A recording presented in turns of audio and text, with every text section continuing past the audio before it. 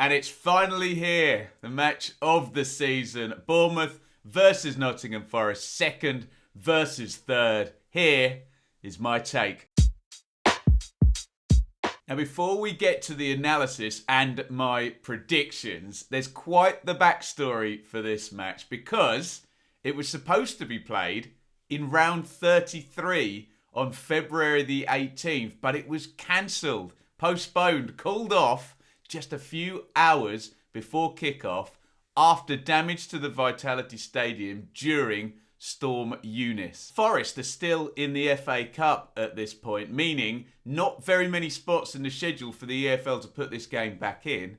And they plumped for in between the second last round, 45, and the last round, 46. Right in between, in the midweek, all the time, with the possibility that were these two teams anywhere close in the table, this game could get bigger and bigger and bigger as we built up to it. Now, I'm sure you've all seen a million screenshots tweeted of various league tables at various points in the season. We get it. The narrative is very simple. In this season, Bournemouth had a great start. Forest had a terrible start.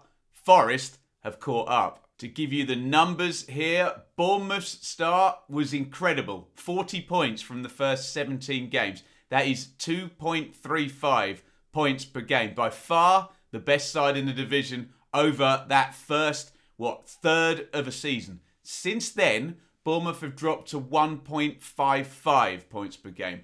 Basically the form of an 8th place team over a pretty big sample, 27 games. Forest, on the other hand, were absolutely terrible for the first 7 games of the season.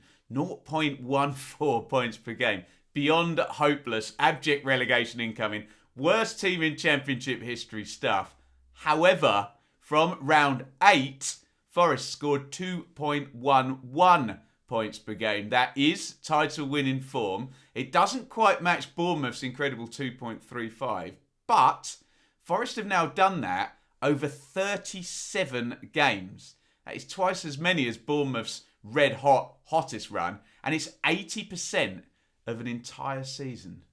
I wonder what possibly could have happened at Forest in mid-September to facilitate such a turnaround. Now, you know me, I love a stat, but what we all need to do now is park the origin story because we've got an absolutely crystal clear context for how this one game is now going to colour everything that's gone before, for better or for worse, for either of these two sides. And so, this is where we've landed with 2 games to play for each side.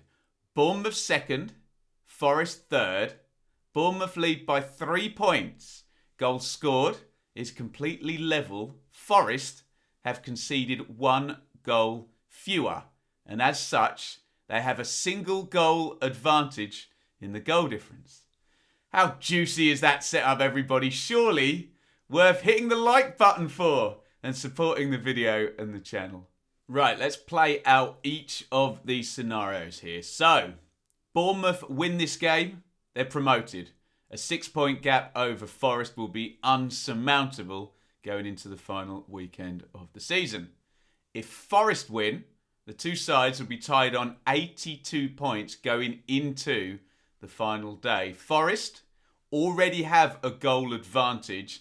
Ergo, if they win, their advantage will be bigger than 1 goal on the goal difference. And they would become quite hot favourites then for promotion on the penultimate day. Becomes a shootout. Who can win by the most? If it's a draw, that gap remains 3 points, meaning Forest would have to win on the final day at Hull.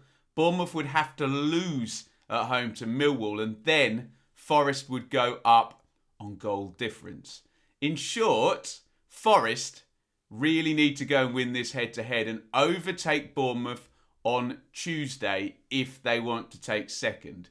It is possible, of course, for that final day turnaround, but in my opinion, Forest have to overtake Bournemouth on this penultimate corner and be ahead going into the home straight if they want to get promotion. What's the game going to look like? Well, with it being round 45, or in between round 45 and 46, both sides are very settled and frankly know what they're doing. They should do by now. Bournemouth very consistently play a back four and a single central striker. Call it whatever you're comfortable with, 4-2-3-1, 4-3-3.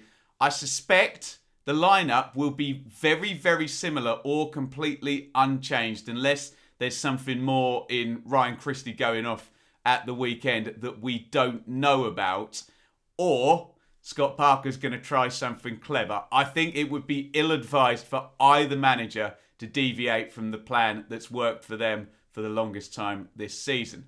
In terms of Bournemouth individuals, Travers in goal has been very, very good this season. Zemura, the left back, returned at the weekend. I think he balances them up quite nicely and they're better with him in the side than without. Then the star power lies at number 10 and number 9 with Philip Billing and Dominic Solanke. A ton of goal contributions from those two. Billing, 10 goals, 8 assists. Solanke, 29 goals, 7 assists. A couple of really high quality players, and from a Bournemouth point of view, you want them on the ball. They can win you the game. From a Forest point of view, you want to stop those two. Forest prefer themselves a back three shape. Steve Cooper, through 90% of his time at Swansea, also used that system. Only right at the end in that second playoff run did he switch to the back four. Once again, I don't foresee any changes if they're not necessary or enforced by injury. And I think we'd all agree Steve Cooper is less likely to make some kind of big highlight switch than Scott Parker is.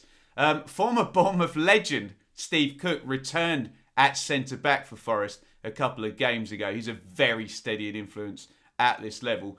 One possible area of weakness, Jack Colback continues to cover at left wing-back for Max Lowe, who's only played once since February. We'll all know Colback as a central midfielder. He's been doing a turn out in that wing-back position for a long time. Someone who was needed to do a turn after Keenan Davis got injured is Sam Surridge up front, but he's in very, very good nick. He scored at Peterborough, didn't he? And he scored a hat-trick at the weekend. In terms of battles on the pitch or key areas, Zemura versus Spence down the Bournemouth left, Forest right could be key, and Forest will probably look to try and sucker Zemura forward because they know they've got the lightning quick Brennan Johnson to run in behind if they can counter quickly. Dom Solanke versus Steve Cook sounds like it's going to be really fun, and they're two players that know each other very, very well. If things get tasty as well, have a look out for Ryan Yates and Jeff Lerma, who will give no quarter in central midfield. If it's super, super tight, it could go down to the benches, and the perception of the two managers, frankly, couldn't be more different at the moment. Steve Cooper has absolutely knocked it out of the park since his arrival at Forest, and his reputational strength probably as high as it's ever been in club football. And I don't know, does it supersede his achievements with those England representative teams? I think if he gets the promotion, it probably does, doesn't it? Scott Parker, it's a strange one. He's still viewed with suspicion from many Fulham fans, non-Fulham and Bournemouth fans, and Bournemouth fans. There's the question that his promotion with Fulham in extra time in the playoff final of 2020 was basically the absolute minimum requirement for that squad. And it was never massively convincing, was it? The club's relegation from the Premier League does not look good on Parker's CV, nor does the way he ultimately ended up leaving. That was a bit tetchy, wasn't it? Despite the questions over Parker's sometimes overly methodical looking football, though, if Bournemouth win this game, Parker will have 2 championship promotions in 2 attempts, and Steve Cooper will go into the playoffs where he's lost for the last 2 seasons. So maybe the narrative switches with a Bournemouth win, but certainly a lot of the gooey eyes are directed towards Steve Cooper, and a lot of the suspicious eyes are directed towards Scott Parker. Okay then, prediction time. And look, Bournemouth fans, Forest fans, we love you both, but we're not getting much sense out of you these last couple of days. Fans of both clubs, understandably, have gone into conflict mode and deflection mode here. Basically, all the Bournemouth fans I'm speaking to are saying, oh no, we're really relaxed. All the pressure is on Nottingham Forest because a draw suits Bournemouth. And then, would you believe it, all the Forest fans are telling me exactly the opposite. Oh, we're completely relaxed. We're going there to win. All the pressure is on Bournemouth because they're going to chuck away second place and they're going to be hunted down. Look, I'm down the middle. I'll tell you the truth. And I think we all know, or anybody with any understanding of the implications of promotion from the Championship in the current financial landscape knows there is massive, massive pressure on both teams here. Oh, crikey, how's it going to play out then? So look, on the basis of momentum, Forest will win. On the basis of home advantage, Bournemouth will win. If I look in the dugout, probably fancy Forest. If I'm looking at squad strength and the benches, probably fancy Bournemouth. At Forest, probably got a better defensive resilience.